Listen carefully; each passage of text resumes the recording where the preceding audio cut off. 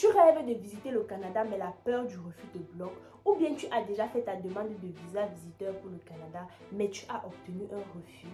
Alors cette vidéo est faite pour toi. Dans cette vidéo, je te partage 5 astuces clés que si tu appliques, tu obtiendras facilement et rapidement ton visa visiteur pour le Canada.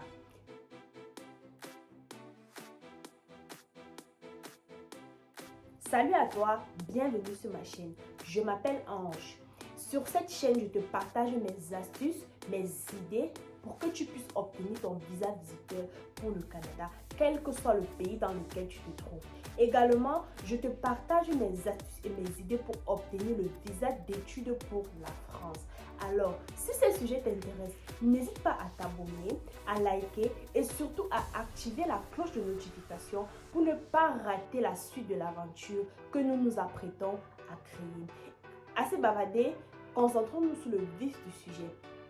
Tu dois sûrement te demander que je me prends pour qui pour venir te donner tes conseils sur comment faire pour obtenir un visa visiteur pour le Canada.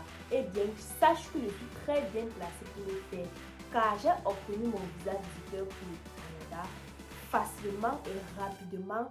Et grâce à mon expérience, je vais te donner des astuces et idées pour que toi aussi tu puisses obtenir le tien facilement et rapidement sans avoir besoin d'aller dans une agence de voyage, dépenser des sommes exorbitantes. Tu as juste besoin d'un ordinateur portable ou bien d'un ordinateur fixe, ça dépend de toi, et d'une simple connexion internet. Et parfois même seulement d'une tablette ou d'un téléphone, tu peux faire ta demande de visa facilement si tu n'as pas d'ordinateur. Mais c'est toujours mieux de le faire sur un ordinateur. J'ai récemment rendu visite à ma famille pour les fêtes de fin d'année et j'ai décidé de créer cette chaîne pour partager mon expérience car je me suis rendu compte que beaucoup d'entre vous ont des difficultés pour obtenir leur visa visiteur pour le Canada. Le Canada est un pays très sollicité par plusieurs personnes. De par le monde entier, plusieurs rêvent d'aller visiter le Canada et ne savent pas comment s'y prendre ou bien s'y prennent mal et obtiennent des refus tous les jours à la deuxième, troisième, quatrième demande. Dans cette vidéo, tu verras que c'est facile d'obtenir son visa et si tu as des questions, n'hésite pas à écrire un commentaire et je ferai une vidéo adaptée à ta situation. Qu'est-ce que le visa visiteur pour le Canada? Le visa visiteur pour le Canada est un document officiel délivré par les autorités du Canada qui te permet de rendre visite au Canada de façon temporaire. Il est destiné aux gens qui veulent aller faire du tourisme, rendre visite à leur famille ou des amis, assister à un événement et faire un court séjour au Canada sans travailler ni étudier. Il peut être à entrée unique ou à entrée multiple. Et dans ce cas, s'il est à entrée multiple, tu as le droit de rester maximum 6 mois sur le territoire. Et avant l'arrivée de ces 6 mois, tu as l'obligation de rentrer dans ton pays d'origine ou de résidence. Au cas contraire, tu seras dans l'illégalité.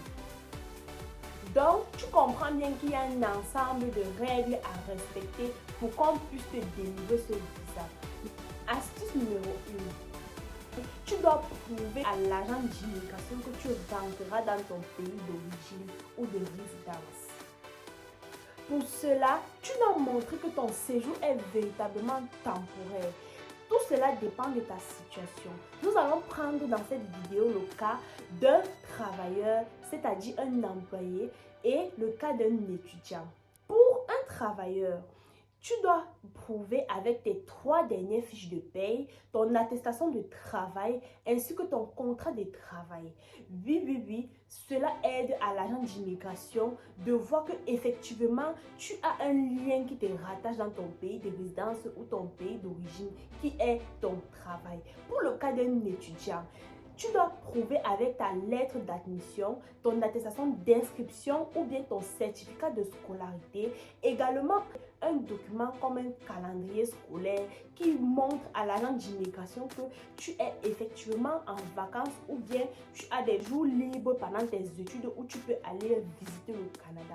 Donc, tout cela montre à l'agent d'immigration que tu as des obligations à rentrer dans ton pays d'origine ou de résidence. Si tu ne te retrouves pas dans ces deux situations, écris-moi en commentaire et je ferai une vidéo adaptée à ta situation. cela pour éviter que la vidéo ne soit trop longue. L'astuce numéro 2, présente des finances claires et crédibles. Ici, le but est de prouver à l'agent d'immigration que tu as la capacité de vivre au Canada de façon temporaire, sans travailler, ni dépendre des aides sociales ou bien dépendre de quelqu'un. Il doit être rassuré que tu as la capacité de te prendre en charge pendant ton séjour. Pour cela, tu dois fournir des relevés bancaires ainsi que ton solde du compte à l'instant où tu fais ta demande de visa. Pour les relevés bancaires, ces relevés bancaires prouvent que effectivement tu as un compte qui est actif et que tu as des entrées et sorties d'argent. Et ton solde prouve le montant qui figure dans le compte bancaire. Le montant à mettre dans son compte bancaire n'est pas fixé par les autorités canadiennes. Tout cela dépend de ton séjour, du nombre de temps à passer au Canada et si tu seras hébergé ou bien tu vivras dans un hôtel ou un appartement meublé, c'est-à-dire Airbnb. L'agent d'immigration, en fonction de ça, tu vas calculer le montant qu'il te faut. Pour quelqu'un qui est hébergé, le loyer et la nutrition déjà sont à réduire du montant qu'il présentera dans son compte. Il n'y a pas un montant fixe. On peut te dire que ce montant-là, mets ça dans ton compte et tu obtiendras ton visa. Non. Tout dépend du nombre de temps que tu feras au Canada. Et je ferai une autre vidéo pour mieux expliquer cette partie financière pour la demande de visa car elle est très importante. Certaines tombent à ce niveau. Astuce numéro 3. Rédige une très bonne lettre d'explication. La demande de visa se fait en ligne, donc tu ne verras pas celui qui traite ta demande et celui qui traite ta demande ne te verra pas. Donc il n'y a que la lettre d'explication qui peut montrer réellement qui tu es à l'agent d'immigration. C'est comme un moyen de communication avec lui pour lui expliquer que je viens visiter ma famille ou bien je viens faire du tourisme et je vais rentrer dans mon pays d'origine. Dans cette lettre d'explication, il y a plusieurs éléments qui doivent y figurer. Pourquoi tu voyages, combien de temps tu restes, qui finance ton voyage, où est-ce que tu vas loger et pourquoi est-ce que tu rentreras après. Et l'agent d'immigration veut se rassurer si tu connais bien les règles d'immigration au Canada et que tu respectes cela, c'est-à-dire tu n'as pas l'intention d'immigrer avec ce visa-là. Tu viens juste passer un séjour et après rentrer dans ton pays d'origine ou de résidence. Donc dans cette lettre d'explication, tu dois maximiser toutes tes chances car beaucoup obtiennent leur visa grâce à une bonne lettre d'explication. L'astuce numéro 4, montre ton historique de voyage. Si tu as déjà eu à voyager dans d'autres pays, tu dois le mentionner et tu dois fournir également les différents visas que tu as déjà obtenus dans ces pays-là. Et l'astuce numéro 5, ta demande doit être cohérente et honnête, c'est-à-dire que tu ne dois ni mentir, ni fournir des fausses informations, ni fournir de faux documents de peur d'obtenir un refus ou une interdiction de territoire et cela est encore plus grave. Et le bonus de la vidéo, si tu rends visite à ta famille doit te fournir une lettre d'invitation. La lettre d'invitation est un peu comme la lettre d'explication, mais cela doit être fourni par celui qui t'invite. Dans cette lettre, il doit mentionner qu'il t'héberge, qu'il te nourrit et il doit citer tous les éléments qu'il finance dans ta procédure. Toi également dans ta lettre d'explication, tu dois mentionner que tu as l'invitation de ta famille et tu mentionnes le nom de celui qui t'invite. Grâce à ça, l'agent d'immigration doit être convaincu que effectivement tu as les intentions de venir visiter et non de venir t'installer définitivement et que tu as des proches qui vont t'accueillir pendant ton séjour. Il verra que ta demande est claire et ouverte. Merci d'avoir regardé la vidéo jusqu'à la fin. Si tu as des questions, n'hésite pas à les poser en commentaire. Et si tu veux que j'explique encore mieux certaines parties de la vidéo, n'hésite pas à me le dire et je ferai d'autres vidéos pour mieux expliquer.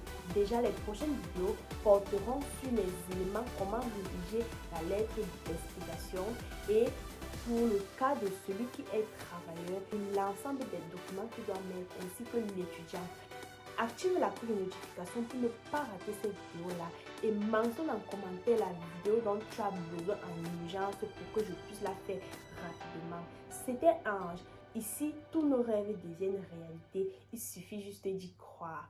À bientôt pour une prochaine vidéo et merci d'avoir regardé jusqu'à la fin.